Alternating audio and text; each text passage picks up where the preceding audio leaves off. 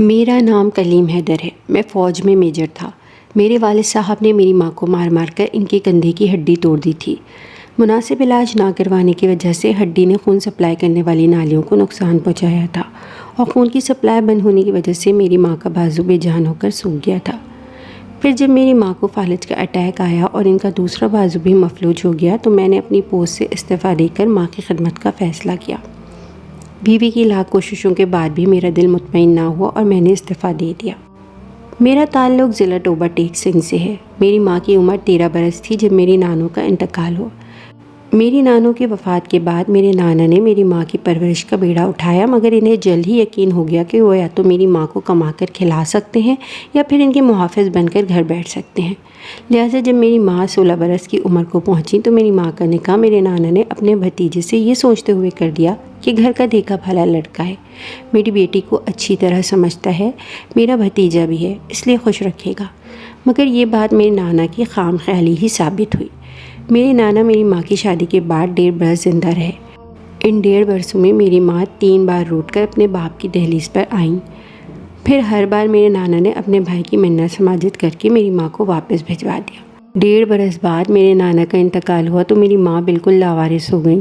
میرے ددیال والوں کو کھلی چھٹی مل گئی۔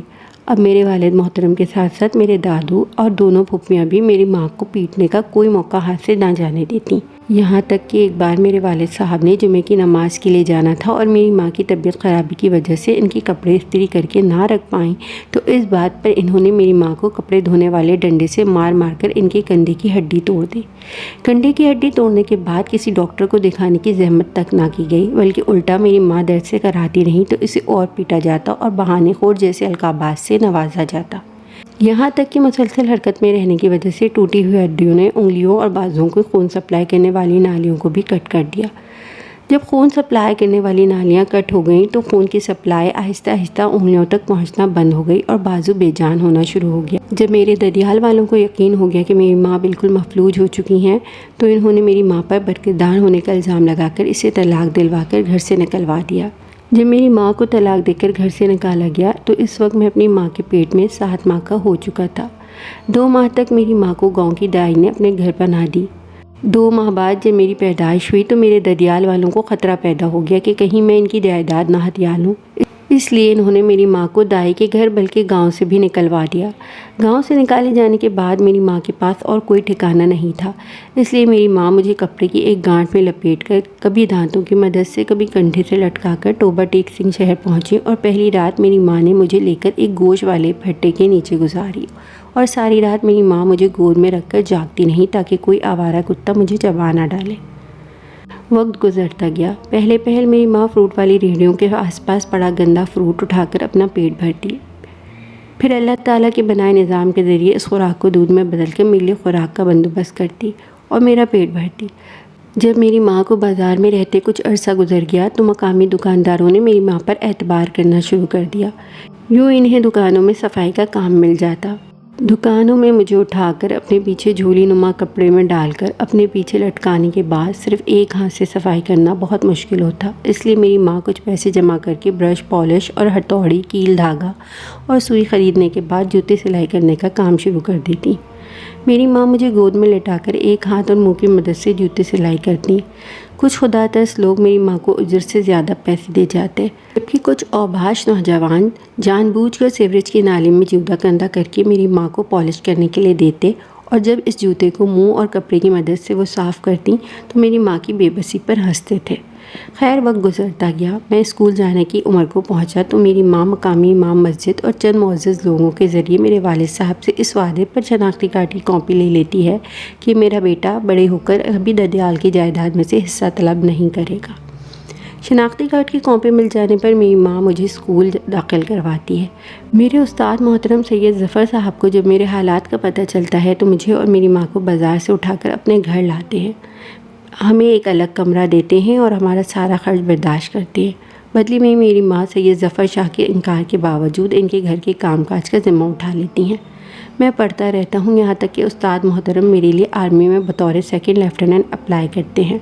میں سلیکٹ ہو جاتا ہوں اور میرا شمار ٹاپ 10 کینڈیڈیٹس میں ہوتا ہے۔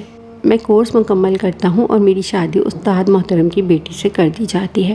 جب میں بطور کیپٹن انٹیلیجنس کے ایک مشن پر ہوتا ہوں تو ہارٹ اٹیک ہونے کی وجہ سے استاد محترم سسر سید ظفر صاحب انتقال کر جاتے ہیں۔ میں ان کی جنازے میں شامل نہیں ہو سکتا اور مشن مکمل کرنے کے بعد میں پورا ہفتہ پورا دن ان کی قبر پر بیٹھ کر ان کے جنازے کو کندھا نہ دے سکنے پر معذرت کرتا رہتا ہوں۔ جب دل کا غم ہلکا ہوتا تو واپس ڈیوٹی جوائن کرتا۔ میں اپنے پورے بیچ میں واحد اور منفرد آفیسر تھا جو پہلے خود جاسوس بن کر دشمن کا سراغ لگاتا، پھر اپنی ٹیم تیار کر کے دشمن کا قلع کما کرتا۔ میں بلوچستان میں ایک مشن پر تھا جب مجھے پتہ چلا کہ میری ماں کو فالج کا اٹیک آیا ہے۔ میں نے اپنے سینئرز، بیچ میٹس، یہاں تک کہ اپنی شریک حیات کی روکنے کے باوجود فوج سے استعفیٰ دے دیا اور اپنی ماں کی خدمت میں مصروف ہو گیا۔ مجھے یاد ہے کرنل لطیف اور بریگیڈیئر امتیاز نے مجھے کہا تھا، اس فیصلے کے بعد تم پچھتاؤ گے۔ میری بیگم نے مجھے قسم دی تھی کہ وہ میری ماں کی خدمت میں کوئی کسر نہیں چھوڑے گی۔ میں اپنے عہدے پر قائم رہوں، مگر میرا دل نہیں مانا۔ میرے دل میں کہیں نہ کہیں خلش رہتی تھی کہ میری ماں جو کچھ مجھ سے کہہ سکتی ہے وہ میری بیوی سے نہیں کہہ سکتی، لہٰذا میں نے استعفیٰ دے دیا اور خود اپنی ماں کی خدمت کرنے لگا۔ میری ماں جب تک زندہ رہی میں نے شاید ہی کوئی رات گھر سے باہر گزاری ہو، نہیں تو میں 24 میں سے 18 گھنٹے ماں کے ساتھ گزارتا تھا۔ میں نے چھوٹا سا گاڑیوں کا شو روم بنایا تھا جس پر ملازم بیٹھتا تھا۔ میں سارا دن ماں کے ساتھ گزارتا تھا۔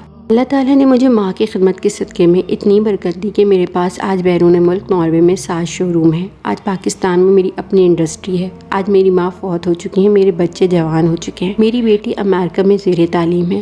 دونوں بیٹوں نے تعلیم مکمل کرنے کے بعد ناروے میں بزنس سنبھال رکھا ہے۔ میری اولاد منتظر رہتی ہے کہ کب ان کے والدین کوئی حکم دیں اور وہ بجا لائیں۔ کچھ عرصہ قبل میں اپنی بیوی کے ہمراہ امریکہ میں اپنی بیٹی کو ملنے گیا تو بیٹی کے کہنے پر ہم اولڈ ہوم گئے۔ وہاں پر مقیم ایک پاکستانی جسے شکل دیکھتے ہی میں پہچان گیا تھا کہ وہ بریگیڈیئر امتیاز ہے، کو دیکھ کر حیران رہ گیا۔ پاکستان میں اس کا روب دبدبہ، اس کی شان و شوکت سب کچھ امریکہ میں ختم ہو چکا تھا۔ وہ بالکل ہڈیوں کا ڈھانچہ بن چکا تھا۔ میرے لاکھ یاد دلانے پر بھی وہ مجھے نہیں پہچان پایا۔ انتظامیہ سے پوچھنے پر پتہ چلا کہ اس کا بیٹا اسے یہاں چھوڑ گیا ہے اور اس کی موت پر مسلمانوں کے قبرستان میں دفن کرنے کی نصیحت کر گیا ہے۔ اولڈ ہوم سے واپسی پر میں تھک کر اپنی رہائش پر پہنچا تو میری بیٹی اور بیوی نے مجھے دبانا اور میرا مساج کرنا شروع کر دیا۔ میں بنا کسی قسم کی ناگواری کا اظہار کیے پاؤں کی مالش کرتی بیٹی کو دیکھ کر سوچ رہا تھا کہ واقعی ماں باپ سے حسن سلوک ایک ایسا عمل ہے جسے آج آپ لکھیں گے تو کل آپ کی اولاد آپ کو پڑھ کر سنائے گی، اور بریگیڈیئر امتیاز کی حالت نے میری اس سوچ پر مہر ثابت کر دی تھی۔